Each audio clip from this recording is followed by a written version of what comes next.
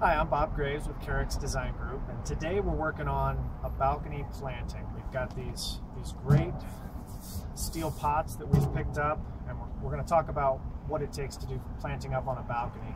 As you can see, we've done the hard part. We've got everything up here.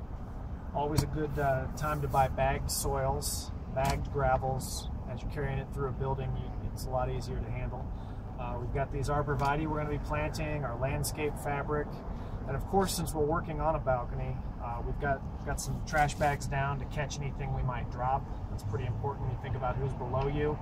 You could use a tarp or anything like that. So we're going to plant these pots today. So to get these started, we want to think about the drainage. We know as water moves through these, it's going to perk out the bottom. So to keep that clean, what we're going to do is we're going to use some filter fabric, weed barrier fabric, anything that allows water to flow through. You can see this has got a pretty open web and it's going to let water work right through it.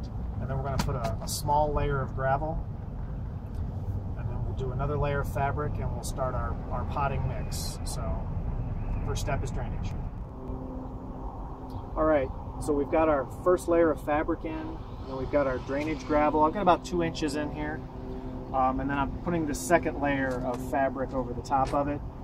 So what this is going to do is it's going to prevent the soil from coming through the gravel while the water perks and drains through the bottom of the pot. So now on top of this, we're going to add our soil mixture. And we're using a little bit of potting mix and a little bit of garden soil. Just because of the size of this pot, we want to have a little more garden soil mixed in. The potting mix is a little light and airy, and given the wind up here, we want to make sure we have some hard compacting soil for these shrubs to survive. So next up is the soil. Okay, so we've got our soil mix in.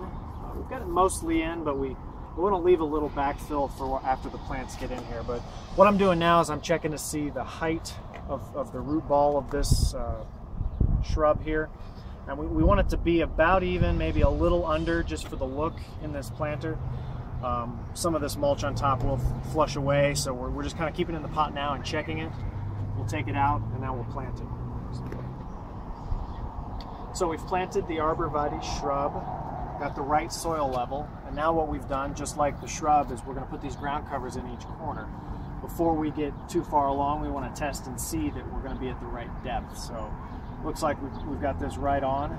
So we're going to plant one in each corner, backfill the soil, and then we're done with this pot.